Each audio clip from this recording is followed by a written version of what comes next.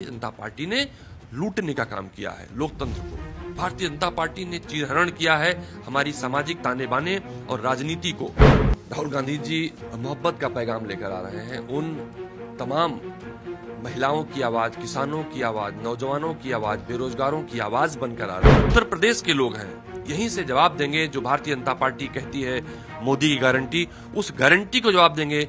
राहुल गांधी की भारत जोड़ो यात्रा 16 फरवरी को उत्तर प्रदेश में प्रवेश करेगी और हमारे साथ बातचीत करने के लिए कांग्रेस लीडर दीपक सिंह जी इनसे बातचीत करेंगे। दीपक जी, क्या तैयारी है उत्तर प्रदेश को लेकर, क्योंकि राहुल गांधी की दूसरी यात्रा है, दूसरा चरण है उत्तर प्रदेश में 16 फरवरी को होगा। कांग्रेस की तरफ से क्या तैयारी किया गया, क्या रणनीति रहेंगी, क्या मुद्दों को रहेंगे?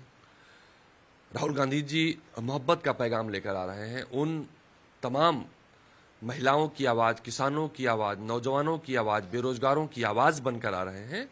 तो कांग्रेस पार्टी के कार्यकर्ता, नेता, आम आदमी पूरे जोश खरोश के साथ जिस तरह से तैयारियां हैं, राहुल गांधी जी का ऐतिहासिक स्वागत करेंगे। अभी तक जितना भी राहुल गांधी जी उत्तर प्रदेश दौरा किए हैं, सबसे ज्यादा स्वागत राहुल गांधी जी का इस बार हो रहा है। और जो उत्तर प्रदेश के लोग हैं, यहीं से जवाब देंगे जो भारतीय जनता पार्टी कहती है मोदी की गारंटी, उस गारंटी को जवाब देंगे कि मोदी की गारंटी है कि हिंदुस्तान सबसे ज्यादा भुखमरी वाला देश बना दिया, सबसे ज्यादा असुरक्षित देश बना दिया महिलाओं के लिहाज से। यहां पर घटिया शिक्षा के मामले में पहले पायदान पहुंचा दिया, यहां पर लोकतंत्र की हत्या के मामले में सबसे निचले पायदान पहुंचा दिया, सबसे ज्यादा महंगे सिलेंडर, सबसे ज्यादा महंगा तेल, सबसे ज्यादा महंगाई वाला देश बना दिया, बेरोजगारों का देश बना दिया। यहां पर महिलाओं के साथ दुराचार के जो आंकड़े दुनिया के सामने आए हैं, उसमें भारत दूसरे पायदान पर खड़ा हो गया।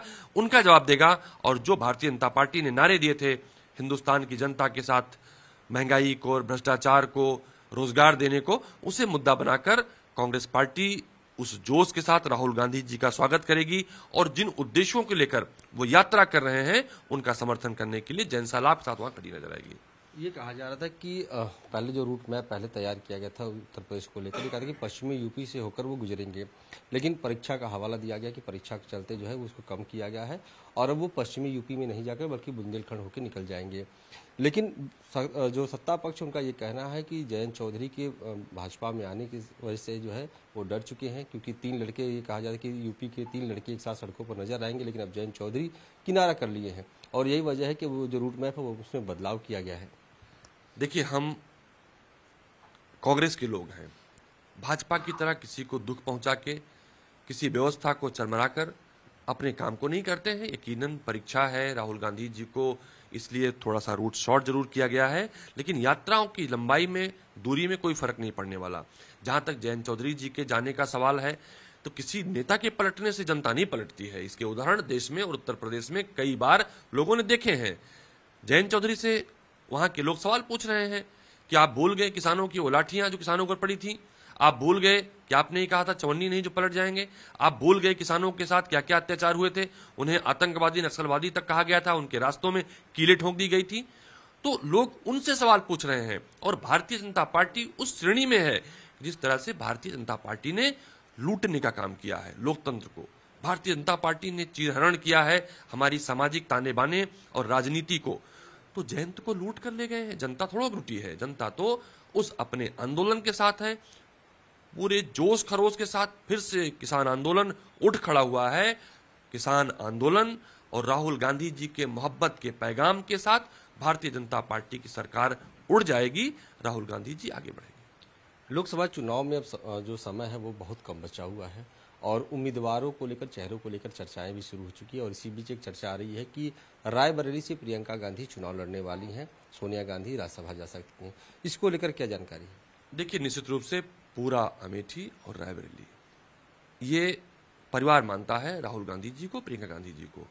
तो वो लोग इस समय समय पर इस बात को रखते भी रहे हैं और राहुल गांधी जी, प्रियंका गांधी जी खुद भी उसे अपना परिवार मानते हैं। राहुल गांधी जी भले वायनाड सांसद रहे, उन्होंने जब यात्रा की थी पहले फेज वाली, तो उन्होंने उसका पायलट अमेठी से किया था। उन्होंने कहा था कि मैं इसलिए आया हूं कि अमेठी हमारा परिवार है और पारिवारिक रिश्ते रहे हैं, शुभ काम करने जा रहा हूं, इसलिए अमेठी आया हूं। तो वो जुड़ाव रहा है, स्वागत करेंगे अगर वहां से राहुल जी का और रायबरेली से प्रियंका गांधी जी का। यकीनन हमें तो भरोसा है कि दोनों लोग चुनाव लड़ेंगे और राहुल गांधी जी अमेठी के सांसद रह के 2024 में देश के प्रधानमंत्री बनेंगे। समाजवादी पार्टी के साथ जो सीटों का शेयरिंग हुआ है उसको लेकर चर्चाएं हैं कि अब तक 11 सीटों की बात सामने आई है। क्या आगे भी और सीटों को लेकर बातचीत चल रही है?